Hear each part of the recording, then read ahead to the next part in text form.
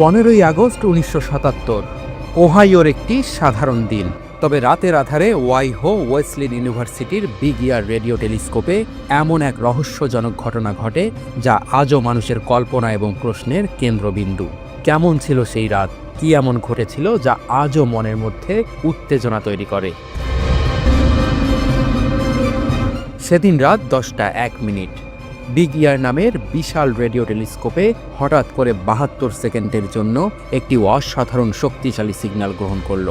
তৎক্ষণাৎ সেটি কম্পিউটারে প্রক্রিয়াকরণের পর প্রিন্টার থেকে কাগজে বেরিয়ে এলো। সিগন্যালটি ছিল 1420 মেগাহার্টজ ফ্রিকোয়েন্সির, যা প্রকৃতিতে হাইড্রোজেনের নির্গত তরঙ্গ। তবে এই সিগন্যালের বিশেষত্ব কী? কয়েকদিন পরে জেরি এহুম্যান নামের একজন গবেষক প্রিন্ট আউট পরীক্ষা করতে গিয়ে একটি অদ্ভুত সিগন্যাল চোখে পড়ল। উত্তেজিত হয়ে তিনি সেটিকে লাল কলম দিয়ে চিহ্নিত করলেন এবং পাশে লিখলেন ওয়াও। সেখান থেকে এটি পরিচিত পায় ওয়াও সিগন্যাল নামে। কিন্তু প্রশ্ন রয়ে যায়, কেন এই সিগন্যালটি নিয়ে এত শোরগোল? সাধারণত বিগ ইয়ার টেলিস্কোপের ডেটায় 1 থেকে 4 পর্যন্ত ইন্টেন্সিটির সিগন্যাল ধরা পড়ে, কিন্তু ওয়াও সিগন্যাল এর শুরু হয়েছিল 6 দিয়ে, যা ধীরে ধীরে 30-এ পৌঁছায়।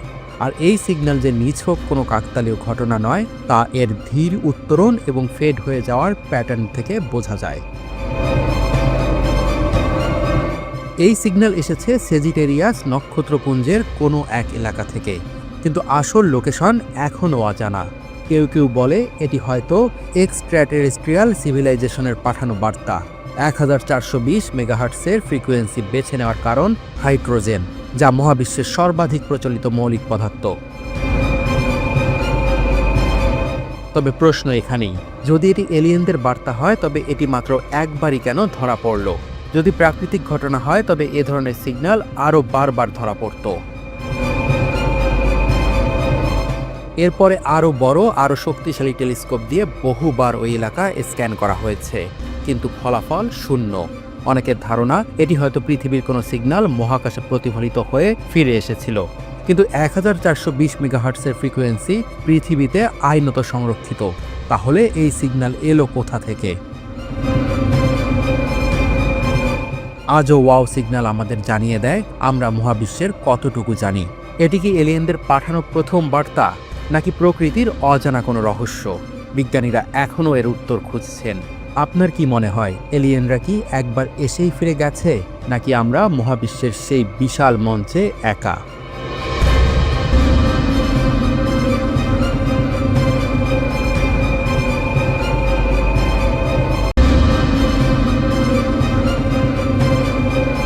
আপনি কি কখনো ভেবেছেন পৃথিবীর সমুদ্রের গভীরে কি এমন কিছু লুকানো থাকতে পারে যা আমাদের কাছে অজানা? এমন কিছু যা আমাদের সবার জ্ঞানের সীমারেখা ছাড়িয়ে যেতে পারে। একবার ভাবুন, যদি নাসা সত্যি এক রহস্যময় অনুসন্ধানে চলে যায়, তারা পৃথিবীর প্রায় 10 কিলোমিটার গভীরে ডুব দিয়ে জীবনের শুরুর ইতিহাস খুঁজে বের করতে চায়, তাহলে কি তারা এমন কোনো নতুন প্রমাণ পেতে পারে যা আমাদের পুরো ধারণাকে বদলে দিতে পারে? তবে প্রশ্ন হলো, নাসা কেন এত গভীরে পৌঁছানোর চেষ্টা করছে? তাদের কি এমন কিছু আবিষ্কার করতে হবে যা সমুদ্রের গভীরে লুকানো, নাকি তারা ভিন্ন কিছু, আরো রহস্যময় কিছু খুঁজছে? পৃথিবীর বিশাল সমুদ্রের 2/3 পানির নিচে ডুবে রয়েছে, কিন্তু এখনো পর্যন্ত আমরা চাঁদ এবং মঙ্গলের পৃষ্ঠের একটি কোণা জানি। কিন্তু আমাদের নিজস্ব সমুদ্রের তলদেশ সম্পর্কে কি জানি? নাসা ঠিক এই সমুদ্রের গভীরে গবেষণা করতে গিয়ে এমন কিছু পেতে চাইছে যা জীবনকে বুঝতে আরো কাছাকাছি নিয়ে যেতে পারে। তাদের এক বিশেষ প্রজেক্ট, যার নাম NASA extreme environment mission operations, সমুদ্রের গভীরে অবস্থিত একটি নির্দিষ্ট অঞ্চল। এটি হেডল জোন বলে পরিচিত। সমুদ্রের এই অংশে এক অদ্ভুত ধরনের গঠন রয়েছে, যেখানে হাইড্রোথার্মাল ভেন্টাস বা আন্ডার ওয়াটার ক্যালকোনে রয়েছে, যেগুলোর মাধ্যমে উঁচু তাপমাত্রার গরম পানি এবং গ্যাস বের হয়ে আসে, যেখানে জীবনের সূচনা হতে পারে বলে বিজ্ঞানীরা মনে করেন। এটি কি শুধু এক গবেষণা, নাকি পৃথিবীতে কোনো বিপদ আসন্ন? নাসা কি সত্যি কোনো এলিয়েন জীবনের প্রমাণ পেতে সক্ষম হবে? এই প্রশ্নগুলো উত্তেজনা সৃষ্টি করে।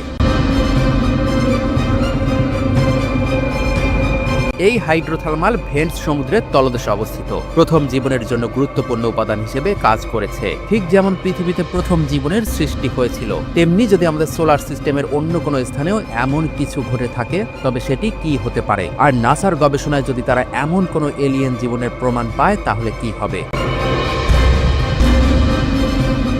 এমন এক সময় যখন আমরা পুরো মহাকাশের রহস্য আবিষ্কার করার পথে রয়েছি, নাসা কি সত্যি মহাকাশে জীবন খুঁজে পেতে সফল হবে? নাসা যদি সত্যি নতুন জীবন খুঁজে পায় তবে সেটা কেমন হতে পারে? আমরা জানি জীবন আমাদের পৃথিবীতে গঠিত হয়েছিল কিছু মৌলিক উপাদান, জল, শক্তি এবং রাসায়নিক প্রতিক্রিয়ার মাধ্যমে। কিন্তু যদি নাসা সেই একই ধরনের উপাদান অন্য কোনো গ্রহ বা চাঁদে খুঁজে পায়, তাহলে পৃথিবীর বাইরে জীবন সম্পর্কে আমাদের ধারণা বদলে যেতে পারে। নাসা এখন কি আমাদের ভবিষ্যতের সম্ভাবনার দিকে নিয়ে যাচ্ছে? এমন কোনো জায়গায় যেখানে জীবনের প্রথম সঞ্চার হয়েছিল, হয়তো আবার সেখানে নতুন কোনো জীবনের অস্তিত্ব পাওয়া যেতে পারে। অথবা এটি নাসার একটি নতুন চ্যালেঞ্জ, যা মানব সভ্যতার কৌতূহল এবং জ্ঞানকে পরবর্তী স্তরে নিয়ে যেতে সাহায্য করবে।